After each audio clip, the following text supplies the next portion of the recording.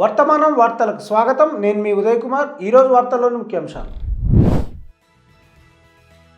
Gaza యుద్ధ విరమణ ఒప్పందాన్ని ఆమోదించకుండా హమాస్ ఆలస్యం చేస్తుందని ఆరోపించిన నెతన్యాహు.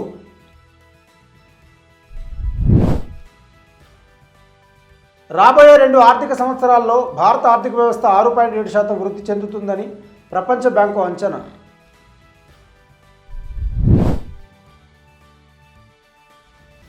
ఛత్తీస్గఢ్లో భారీ ఎన్కౌంటర్, 12 మంది నక్సల్స్ మృతి.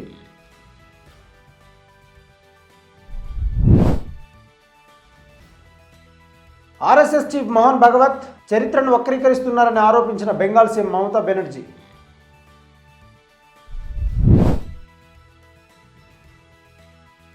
కర్ణాటకలో కులగణన నివేదికను బహిర్గతం చేయవద్దని నిర్ణయించిన కాంగ్రెస్ హైకమాండ్.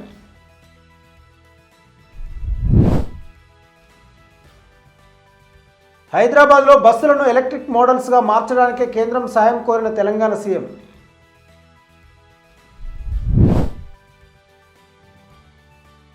హైదరాబాద్ నుంచి మదీనాకు నేరుగా విమాన సర్వీస్ను ఆరంభించిన ఇండిగో.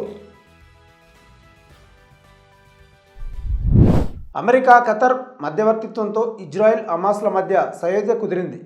బందీలను విడుదల చేయడానికి ఇరు వర్గాల మధ్య ఒప్పందం చివరి దశకు చేరుకుందని ఇజ్రాయెల్ ప్రధానమంత్రి కార్యాలయం వెల్లడించింది. ఈ మేరకు ఇజ్రాయెల్ మీడియాలో వార్తలు వచ్చాయి. మరోవంక గాజా యుద్ధ విరమణ ఒప్పందాన్ని ఆమోదించకుండా హమాస్ ఆలస్యం చేస్తుందని నెతన్యాహు ఆరోపించారు. అదే సమయంలో హమాస్ సీనియర్ అధికారి ఇజ్జత్ ఆల్ రష్క్ మాట్లాడుతూ మధ్యవర్తులు ప్రకటించిన కాల్పుల విరమణ ఒప్పందానికి హమాస్ కట్టుబడి ఉందని అన్నారు. కాగా కాల్పుల విరమణకు ముందు చివరి గంటల్లో ఇజ్రాయెల్ సైనిక కార్యకలాపాలను ముమ్మరం చేసింది. ఓవైపు శాంతి ఒప్పందం అంటూనే గాజాపై ఇజ్రాయెల్ వైమానిక దాడులకు పాల్పడుతోంది. ఈ మారణకాండలో డజన్ల కొద్ది ప్రజలు చనిపోయారు. అదే సమయంలో కాల్పుల విరమణ ఒప్పందానికి అడ్డుగా మారిన చిక్కులను మధ్యవర్తులు తొలగించినట్లు ఇజ్రాయెల్ మీడియా పేర్కొంది.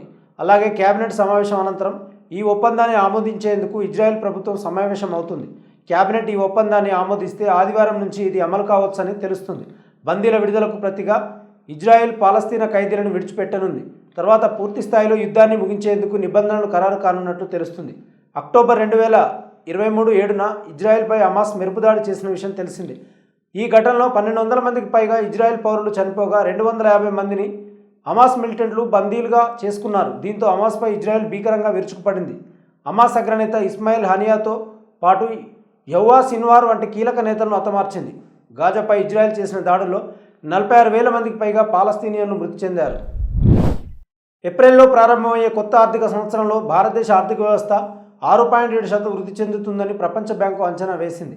ఇది ప్రస్తుత ఆర్థిక సంవత్సరం కంటే కొంచెం ఎక్కువగా ఉంటుంది. గురువారం విడుదల చేసిన world bank global economic prospects ప్రకారం ప్రస్తుతం ఆర్థిక సంవత్సరం వృద్ధి రేటును 6.5% అంచనా వేసింది.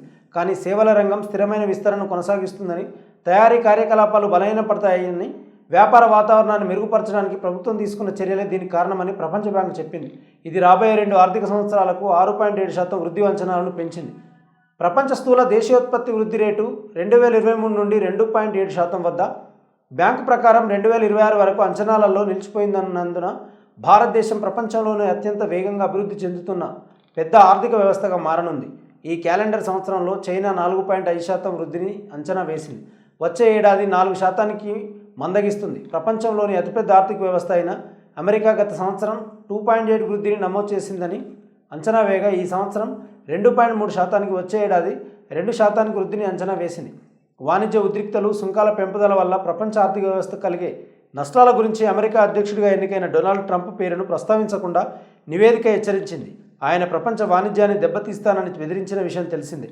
కాగా భారతదేశ జీడిపి వృద్ధికి ప్రపంచ బ్యాంకు అంచనాలు గత వారం విడుదల చేసిన ఐక్యరాజ్య సమితి అంచనాలకు దగ్గరగా ఉన్నాయి. ఈ క్యాలెండర్ సంవత్సరానికి 6.6%, వచ్చే ఏడాది 6.8%గా అంచనా వేసింది. ఛత్తీస్గఢ్లోని బీజాపూర్ జిల్లాలో భద్రతా దళాలతో జరిగిన భీకర ఎన్కౌంటర్లో 12 మంది మావోయిస్టులు మృతి చెందినట్లు ఒక సీనియర్ పోలీస్ అధికారి తెలిపారు. దక్షిణ బీజాపూర్ అడవుల్లో ఉదయం 9 గంటలకు మొదలైన ఎన్కౌంటర్ సాయంత్రం బాగా పొద్దుపోయేదాకా కొనసాగింది. అంతకుముందు మందుపాత్ర పేలి 2 జవాన్లు గాయపడ్డారు. ఈ ఘటన జరిగిన కాసేపటికే ఎన్కౌంటర్ చోటు చేసుకుంది.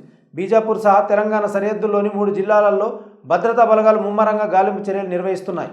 3 జిల్లాలకు చెందిన రాష్ట్ర పోలీసుల డిస్ట్రిక్ట్ రిజర్వ్ గార్డు, 5 బెటాలియన్ల కోబ్రా యూనిట్, సిఆర్పిఎఫ్ 229వ బెటాలియన్ ఈ ఆపరేషన్లో పాల్గొన్నాయని పోలీసు ఉన్నతాధికారి చెప్పారు.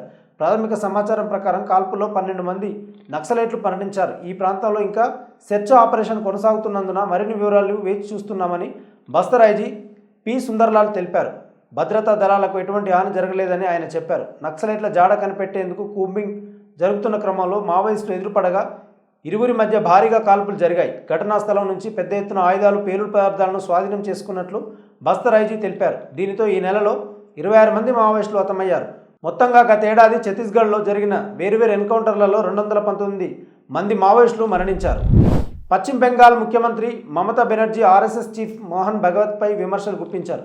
ఇది దేశ చరిత్రను వక్రీకరించడానికి ఆర్ఎస్ఎస్ పన్నుతున్న పతాకమని విమర్శించారు.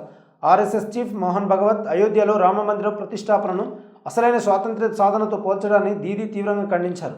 కాగా అయోధ్యలో రామమందిర ప్రతిష్టాపనను అసలైన భారత స్వాతంత్ర్యంగా ప్రతిష్ఠ ద్వాదశిగా వేడుక చేసుకోవాలని భగవత్ అన్నారు. ఆయన వ్యాఖ్యలను వెంటనే ఉపసంహరించుకోవాలని మమత డిమాండ్ చేశారు. ఈ మేరకు గురువారం ఆమె కోల్కతాలో మీడియాతో మాట్లాడుతూ భగవత్ వ్యాఖ్యలు దేశ వ్యతిరేకం, దీన్ని వ్యతిరేకంగా ఖండిస్తున్నామని, ఇవి ప్రమాదకరమైన కామెంట్స్, వాటిని వెంటనే వెనక్కి తీసుకోవాలి, చరిత్రను వక్రీకరించే ప్రయత్నం చేయడం సరికాదు అని అన్నారు.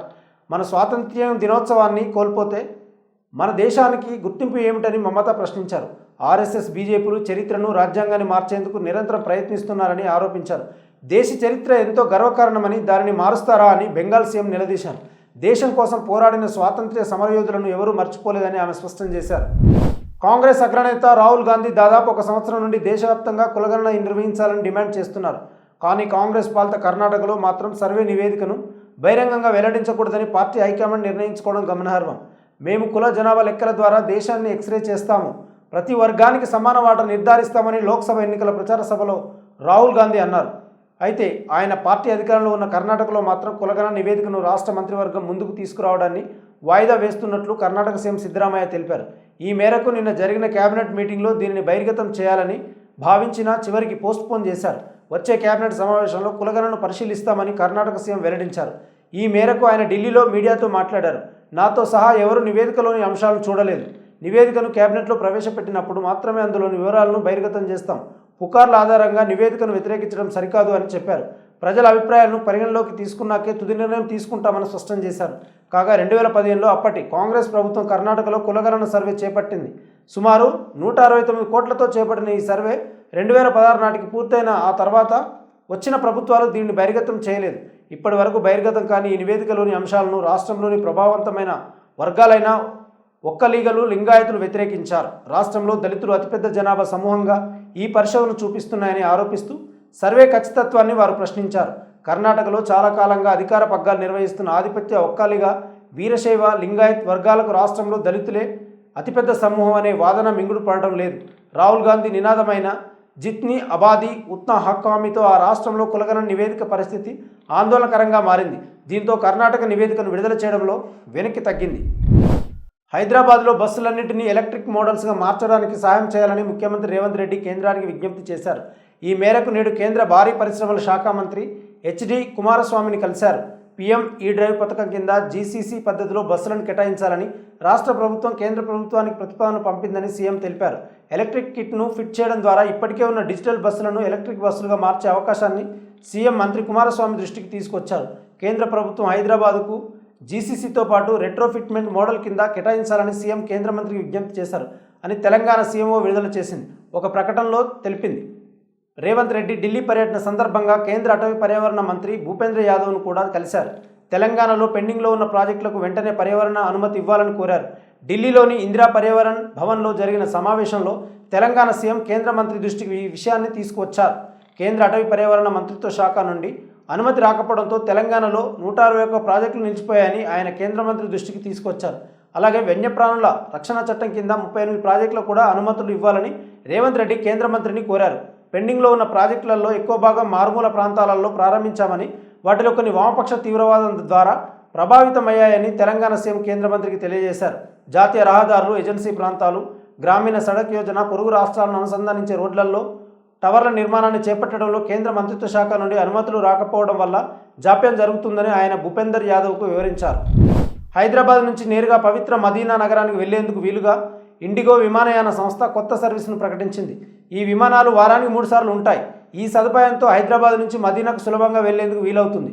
అంతేకాదు కొత్త విమాన సర్వీస్తో హైదరాబాద్ నుంచి హజ్, ఉమ్రా యాత్రకు వెళ్లే ప్రయాణికులకు మంచి వెసులుబాటు ఉంటుంది. ఈ కొత్త రూట్లో విమానాన్ని ఏర్పాటు చేయడం ద్వారా ఇండిగో మొత్తం 38 అంతర్జాతీయ నగరాలకు విమాన సర్వీసులు నడుపుతోంది. ఈ కొత్త విమాన సర్వీస్ హైదరాబాద్లో రాత్రి 7:35కు బయలుదేరుతుంది. ఈ విమానాలు స్థానిక కాలమానం ప్రకారం రాత్రి 11:45 గంటలకు మదీనా చేరుకుంటాయి. ప్రయాణ సమయం 6 గంటల 40 నిమిషాలు ఉంటుంది. కాగా రిటర్న్ ఫ్లైట్ స్థానిక కాలమానం ప్రకారం మధ్యాహ్నం 12:45 మదీనా నుండి హైదరాబాద్కు బయలుదేరుతుంది. ఈ సందర్భంగా IndiGo global scales head Vinay Malhotra మాట్లాడుతూ, ఇస్లామిక్ పుణ్యక్షేత్రమైన మదీనాకు నేరుగా విమాన సర్వీసులను ప్రారంభించడం ద్వారా ఆ ప్రాంతానికి ప్రయాణాన్ని సులభతరం చేయడమే లక్ష్యంగా పెట్టుకున్నామని తెలిపారు. ఈ విమానాన్ని ప్రారంభించడంతో ఇండిగో ఇప్పుడు మన దేశం నుండి సౌదీ అరేబియాకు వారానికి 100కు పైగా విమానాలు నడుపుతున్నట్లయింది. మదీనా గొప్ప ఆధ్యాత్మిక ప్రాముఖ్యతను కలిగిన నగరం, వివిధ చారిత్రక ప్రదేశాలకు నిలయం. మజిదే నబవి పేరిట ప్రఖ్యాతిగాంచిన ప్రవక్త మసీద్ ఉంది. హజ్, ఉమ్రా చేసే యాత్రికులకు ఈ నగరం గౌరవప్రదమైన గమ్యస్థానం. మదీనా నగర ప్రశాంతత, వాతావరణం, చారిత్రక ప్రాముఖ్యత సందర్శించే వారికి ఆధ్యాత్మిక, అలౌకిక అనుభూతిని అందిస్తాయి. మతపరమైన ప్రాముఖ్యతతో పాటు మదీనా ఇస్లాం చరిత్ర, సంస్కృతికి చిరునామా. వాస్తవ వార్తలకు టీవీ వర్తమానం. ఈ వార్తలు ఇంతటితో సమాప్తం. మరిన్ని విశేషాలతో మళ్ళీ కలుద్దాం. నమస్కారం. సబ్స్క్రైబ్ చేయండి, షేర్ చేయండి, కామెంట్ చేయండి. వర్తమానాన్ని ప్రజలకు తీసుకెళ్ళండి. ధన్యవాదాలు.